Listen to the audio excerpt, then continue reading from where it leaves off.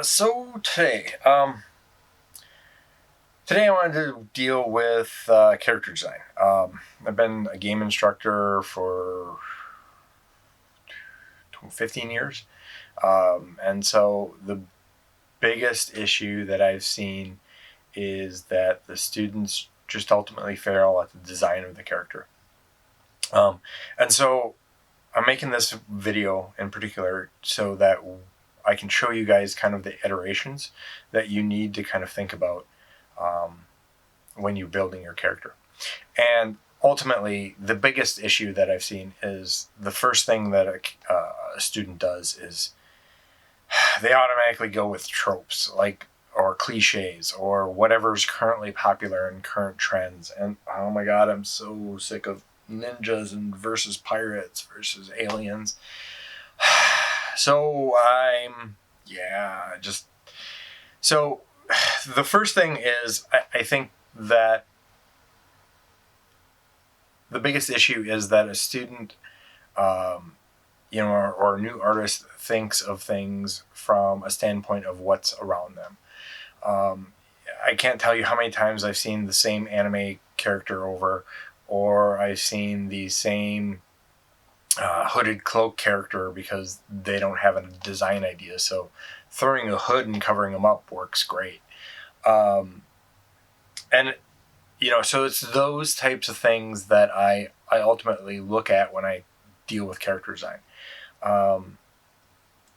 They don't put personality into the characters. I think one of the biggest issues is, basically some sort of emotion, some sort of kind of feeling of the character itself. Um, they don't do a lot of the little things that add to the character and kind of add to the character design. And it doesn't matter if you're doing a character that's realistic or if you're doing a character that is stylistic. That's always the first kind of concept that I think students think that, well, it's simple, it doesn't need to be that good. It needs to be, good enough to be put down. And I think that's the other aspect, is forgetting the ideation, the creation, the ideation, the story development, the personality, and that is like a huge portion of character design. So I'm going to cover a couple of things here. The first things that I'm going to cover is the ideation of things. We're going to talk about the character ideation. We're going to talk about the kind of process. We're going to talk about making silhouettes, gathering reference for our concepts, and then we're going to talk about kind of starting out the drawing, getting the anatomy down, and then kind of building up the rough idea, and then kind of finalizing the drawing. And so those are what we're going to be working on right now. So when I think of ideation, basically the development of the creation process of a character, I get a lot of students have these really crazy kind of mocked up characters, and they're like, oh, it's a ninja, blah blah blah, who's fought in the Genocide War of 1422, blah blah blah, and they have these such elaborate backstories. But then when I get the character, I see basically a black blob because they've covered up that character, and that is not the way to basically create a character. I mean, if you're doing a ninja movie and it's a traditional ninja movie, that's one thing. But if you're creating a character for a video game, you want to add more to it. Even anime. Looking at Naruto, is villages of ninjas that all have different powers, that all have different aspects, that all have different personalities, and that's ultimately what you need to kind of accomplish. Coming up with that idea of who that character is the big issue. And so many times I see students, when they're designing their character, they come up with the big picture, like, oh, it's a ninja, or it's, pirate, or it's a, fighter. And so ultimately they come up with that big bubble but they don't fill that bubble with all the little things. And, let's go back to my original, like, D&D character. Showing how old I am. Okay, so when I started D&D, I was playing version 2, okay? And just had the player's handbook, and we putzed around in college with it. But one of my characters was a wizard, sorcerer kind of character, and he was also a dual class character, and he was a ranger as well. And so, that character by itself has so much encompassing it by itself. Just having 2 classes means I have to now make that character have several different parts. I have to show that he's magically entwined, whether it's by spell book or whether it's by runes or symbols, or whether it's by some type of character concept. That's what I have to deal with. And then on the flip side of that, and this particular character was a dual wielder, I think rapiers at the time. And then he also worked on, what was it, the other thing? Bows. He basically shot archery. And, that was a dual character by himself. But that wasn't just his character. That was his job. That was what he did. But his character, his personality traits of that were that he was kind of a gruff jerk, kind of rash. We'll go with that. So he was kind of rash. He had a lot of different aspects to the character personality himself. And then when it came down to the character itself, he had collected things over the years that he played. He had magical bracers to help him out with his archery. He had a high dex bonus, so basically he was nimble, thin. I think he was half elf too. So, and he had one of his ears kind of shaved off a little bit. But it was little things like that started developing him as a character. And I think as a whole, if you start with that big bubble of this is who that character is, and then you start adding into it. So the bubble, or we'll call it a bucket instead. Those buckets, and when I start adding into it the layers of what that bucket is, personality, rash character, always quick to anger, kind of snarky. He always had some quick-witted snipe to say to somebody. He was a powerhouse. He was badass. Like, the character had evolved well until the broken section of when you got to a certain level that you just didn't have enough powers for everything. But that's D&D, not the character. But ultimately, with the initial kind of character, there's a lot to fill up in. There was knives that he always had knives on him. He always had things that he would use to fight with dexterity, throwing knives, working with bows and quivers, doing magic. And so those are things that he did as a personality. And then some of the adventures he went on and some of the scars he got, those were all kind of bundled in that particular character. And so, creating that character, for me itself, it was fun. It was fun because I played that character. I could act out that character. And I think adding in some of those ideations of what we do really makes a huge difference. Of who this character is, of what kind of standoff point this character stands. Like, is he political? Is he not political? Is he religious? And you can have all these types of characters. You can have a priest who isn't religious. You can have a warrior who is religious. You can have any number of combinations. It just really depends on how you want to show off those combinations. So you ask yourself then, well, where do I get these ideas from? There's a ton of places to get ideas from. first, let's go back to the original idea of Dungeons and Dragons.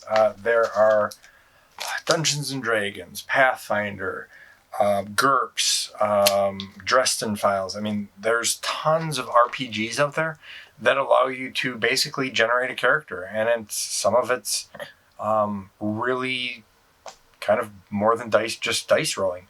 I remember years back, and I don't even know if it's around anymore, but Marvel had a RPG game where basically it gave you a list of 100 superpowers and you just started rolling things with stats and building your character generation from there. So those are definitely things to do. There is Chuck Lucas makes these, if I murdered the name, I'm sorry, but he makes these two books, Fantasy Genesis Characters and Fantasy Genesis. They're both great books, and they basically convert the idea of D&D using dice into character generation systems. There's character design books. This one is Exploring Character Design, and it walks you through the different ideas, and it talks to you about where to get the ideas from. There's also a book out there called Steal Like an Artist, and that is honestly, I think, a really good read. If you haven't had a chance to read it, at least go out and look at it. You can actually read it in Barnes & Noble in about 15 minutes, so it's not that big a deal. But you can go out and read this book, and this book basically tells you to not just steal from one source, but to take from many. So if you're going to pick from a video game, if you like a video game character or genre that you're using, pick from one video game that you're working on now, and then pick from one that they made 10 years ago and mix the two genres together. Combining genres, that's how steampunk evolved. Combining movies and video games and books, and the ideas are out there. You just have to look for it. And one of the things that I like doing is sometimes I like mind mapping. I've really gotten into that over the last couple of years. Mind mapping is a technique where you start with one big idea and then just start branching off secondary ideas from that. And you can kind of go in some weird tangents using that idea, but it'll create a real simple, real easy way to generate a character. And that's really what it's about, is coming up with that conceptual idea and then building on top of it.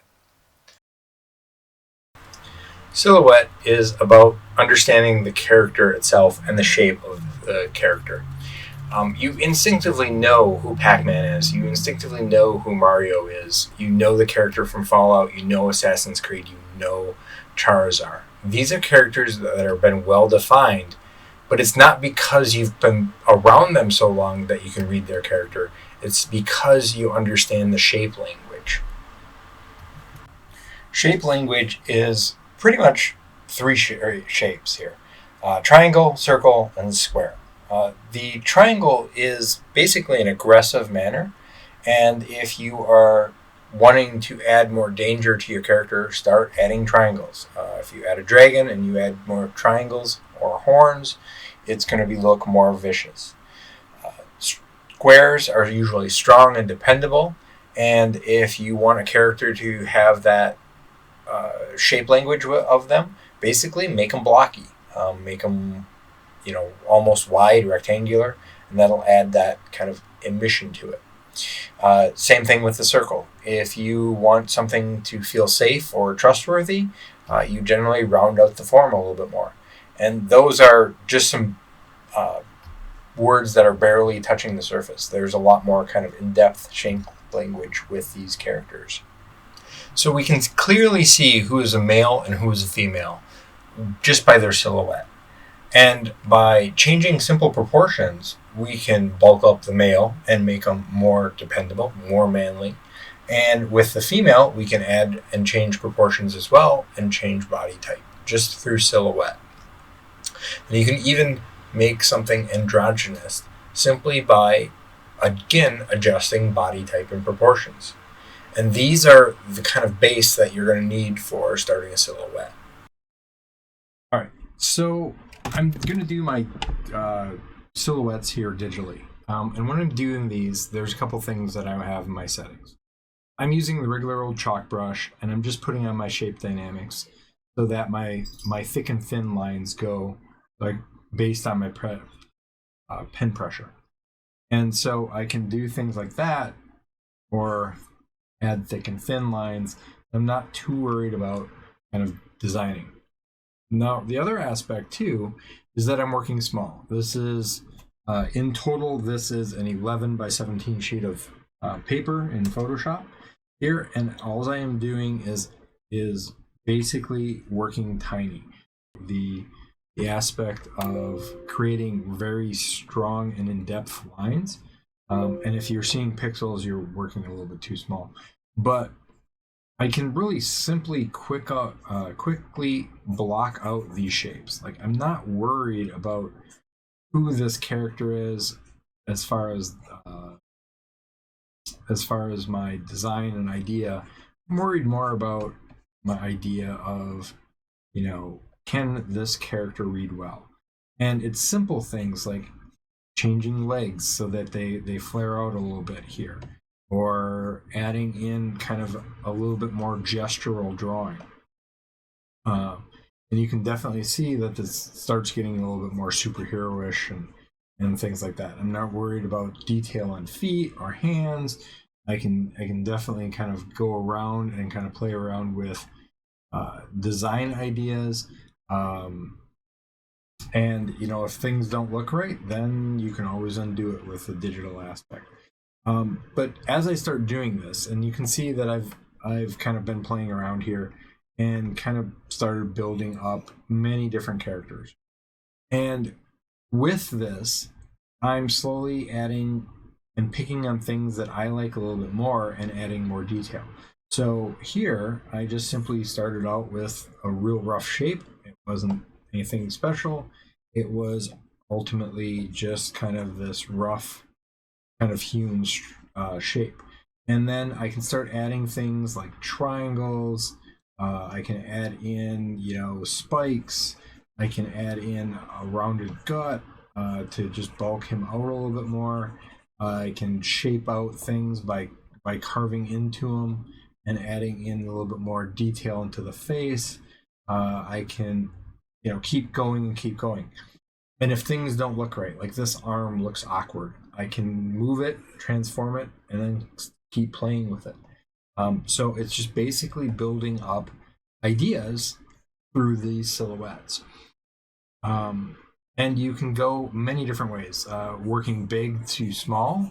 So, if we want to create a monster, we can just kind of block out that monster and kind of come out and kind of work out that idea. So here, I'm just kind of blocking out this idea, and you instinctively kind of get that sense of something's wrong with this character. Like this leg doesn't look right. And it's not that I have to sit down and no, or sit down and like really look at it. I can instinctively say this doesn't look right.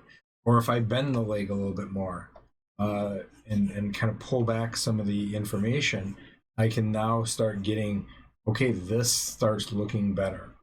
And it's just more about silhouette. It's more about, details and just kind of those objects.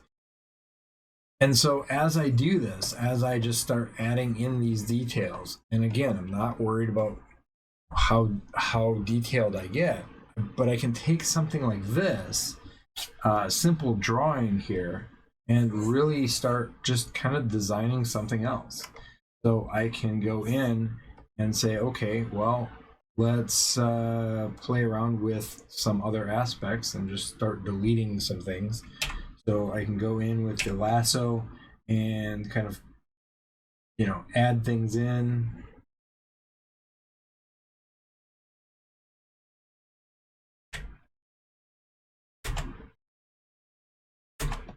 And add in, other characteristics like that with the lasso. I can also go in and subtract things out. Oops. So I can go in and subtract things out. I can definitely go in and kind of play around. If I want better spikes, and go in and kind of erase things out. Getting them a little bit more kind of feral, if you will. Um,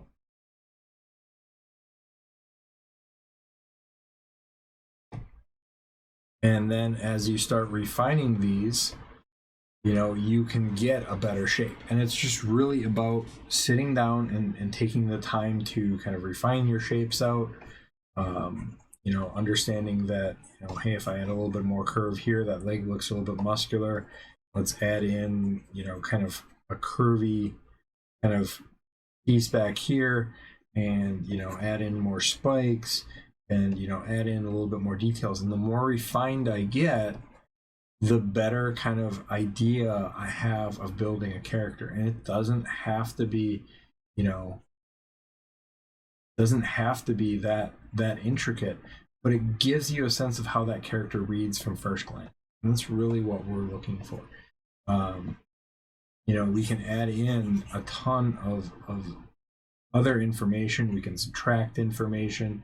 We can, definitely play around with concepts. And just by changing, the arm direction, maybe it makes it look a little bit better. And these are things that you just have to kind of decide on as you go. But I'm not spending a ton of time on these. I'm really sitting down and saying, okay, this is what my character is, and this is how well it reads. Playing around with anatomy, playing around with sword shapes. And you can do this for everything you want to do on your character. We can also go in and we can start defining character elements just simply by erasing some things out. If I go into the eraser and I go real small, and I just start drawing little lines,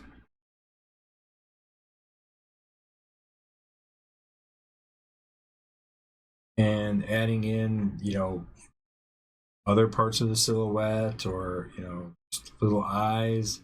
And I get a better sense of like who this character can potentially be. And simply trimming out a little bit of, the arm, or basically pushing things out just a little bit more so they have more depth to it. All of that stuff really kind of matters. Uh, Adding in a ponytail, and kind of a waving ponytail.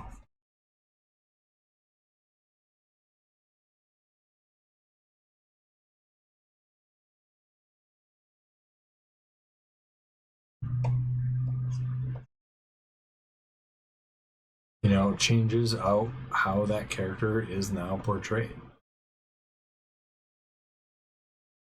And again, if it doesn't look right, if it doesn't feel right, or something feels off, that's when you go in and trim things up, or adding in kind of different pieces. It's really about kind of getting that sense of style of how I'm going.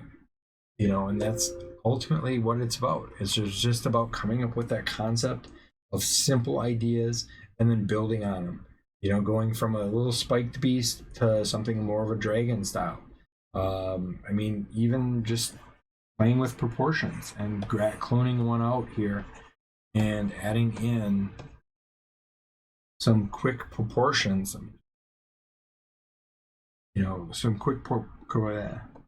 Some quick proportion changes.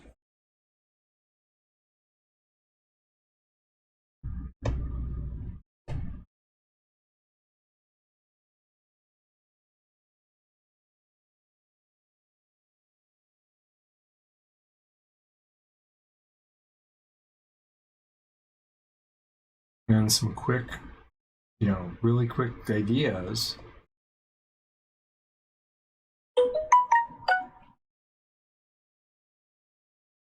And give me a lot more kind of damage. And again, I'm not worried about detail. I'm worried more about how does it read from a black and white standpoint. So next you have the reference. And I think that's where a lot of students really fail at getting enough reference, and they fail at getting the right type of reference. there's a ton of references available all over the place. First, you can buy books. There are figure books like this. This is an older one here, but you can buy figure books that have all the information of characters that are posed in barbarian style poses and things like that. So there's character books out there that you can use. And the next thing is that you can go with actual historical reference. And this is really cartoony, but ultimately it gives you an idea. So if I'm doing a medieval person, it gives you some of the medieval concepts that you can use. And you can start using other things like these type of books. This is a DK book, and it's just got tons of animals in there that you can kind of pull off of. Online, there's tons of books as well, or not books, but there's tons of like resources as well. You can go to DeviantArt is a popular one, and they've got things like Juke Pub Stock and Null Entity. Those are just bona fide great stock and resource for poses and things like that. You can also get them on Patreon. You can go to ArtStation and get artists like Graffiti Studios and Satine. I think it's Zia. And all these guys are, publishing stock left and right. And the other one is you. Grab your phone, dress up like what you need, and set up some lighting and take a photo. A lot of my illustrations now that I've been doing is 90% just photo stock that I've been making myself. And then I just piece it together, and when I get it, it's pretty much done. Look at museums, look at art galleries and other artists. ArtStation and DeviantArt has tons of great art that you can use as kind of an idea resource, as well as kind of to see how things are painted. And if you get stuck, there's tons of tutorials out there on how to paint something very simple. But the big thing is grab that reference. That reference is really a key point in doing pretty much everything we do. Nobody draws from their head, or very few people are that well defined in their art skills to draw directly from their head. And so getting something simple like reference is something that artists should do all the time. All right. At this point, I've sped this up in Photoshop for about 500%.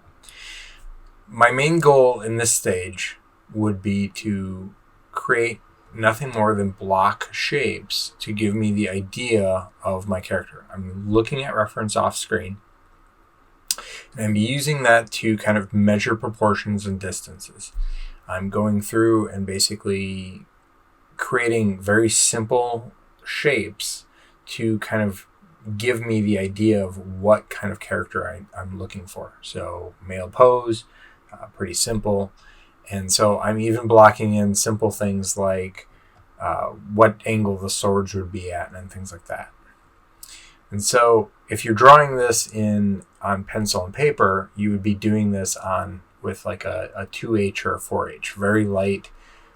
In Photoshop here, I just added another layer and set the transparency to the previous layer a little bit lower. Now, with this, what I'm doing is I'm going to force myself to basically build the anatomy. Now, this is something that I would use to basically allow me to kind of understand where the underlying anatomy is, and that's going to help me out in a couple of different ways. It's going to give me a muscle structure, and I'm going to be able to figure out kind of in what direction things go as far as, if I'm wrapping a glove around, does it curve up or does it curve down? And this is the kind of anatomy stage that I'm just doing for myself to kind of understand where things go and kind of how they're placed on the body. And so where I'm taking this is basically just kind of anatomy practice, as well as just kind of understanding how the body is posed, how it feels like it's working, and kind of moving from there. Now, The next stage that I'm going to be doing here, I'm just kind of blocking out the hands, and then I'm going to actually put in kind of stick figure weapons so that it gives me an idea of where things are going as far as the direction of the blade and the kind of how it feels like he's holding it. And if it doesn't feel right at this stage, what I can do is I can change things off, or I can work with it to adjust the kind of look and feel. Now, at this stage is where I'm blocking in the actual pieces of clothing. I'm going to put a belt here, and I'm putting the belt for the quiver, and the quiver is going to be a generic basic shape. I'm not getting too complex. I'm more or less not worried about the detail, but one, where it sits on the body, and two, how it kind of feels as a whole. So I'm putting in, where the chest armor would be. I'm putting in where the pauldrons would be, and kind of blocking out little bits and pieces like this. And again, I'm getting my ideas down on paper and working with forms. Now, notice I'm paying attention to little things like wrinkles, and I'm just grabbing, subtle details that kind of add in that little flavor of extra volume, if you will. I'm also making sure things curve properly. If the vanishing point is in the center, or the arm is angling towards you, then the curve on like the bracer would curve away from you. Versus if it was going away from you, it would curve in the other direction. So those are things that you want to pay attention to. Since I'm doing scale mail on this character, I'm just putting a grid of kind of lines to give me the idea where I can draw the scales. It's not my final composition. It's not my final detail. It's more or less just the simple idea of me putting down landmarks where I can go over this again and kind of build up. All right, now with that done, the next thing I'm going to do is I'm going to start working on getting the bits and pieces of like the blade, doing more of an elven curved blade here. So I'm kind of blocking those in as well, and kind of going through and just kind of ultimately picking out shapes. Now is the detailing phase, and this is probably going to be the most kind of detailed section.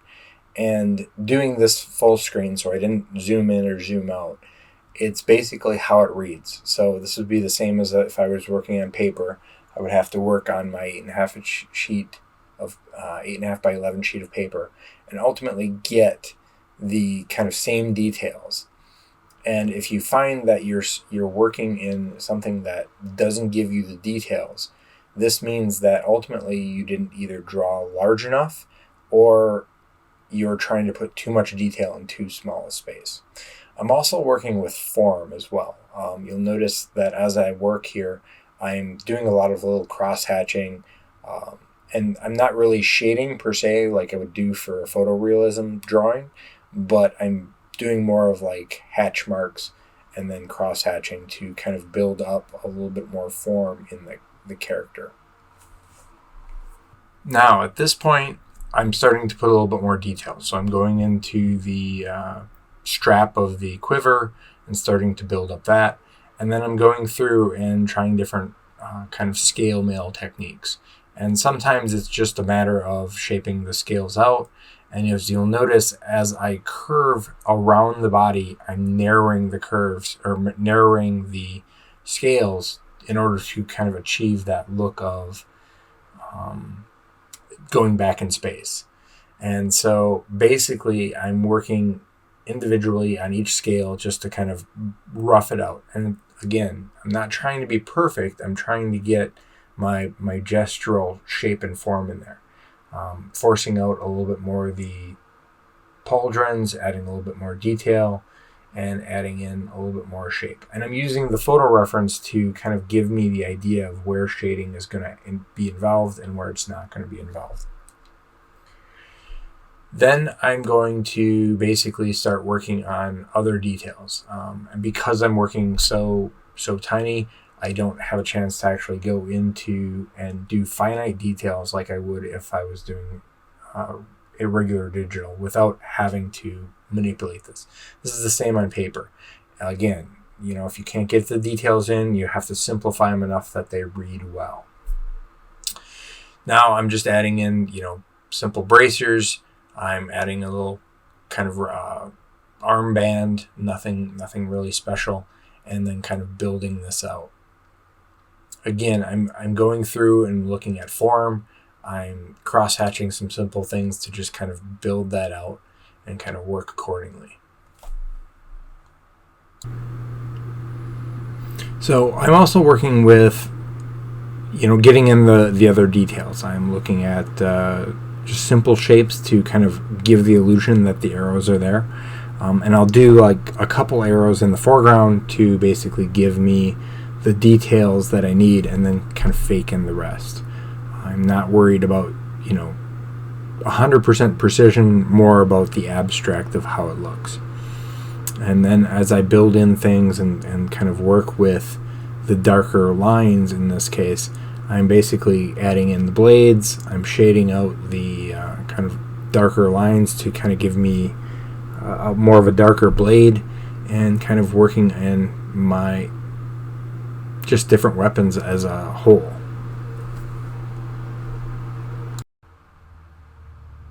So the next thing I'm going to do is, as I keep doing this, as I'm focusing on more about shape and form.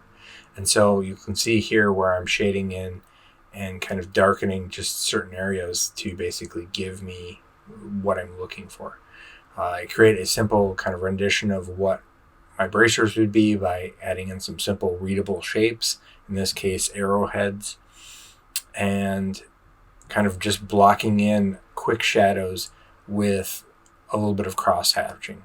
And you can see really quickly that just by evenly putting the line work, you can actually get the darker shadows as soon as you overlap it with something of a different angle.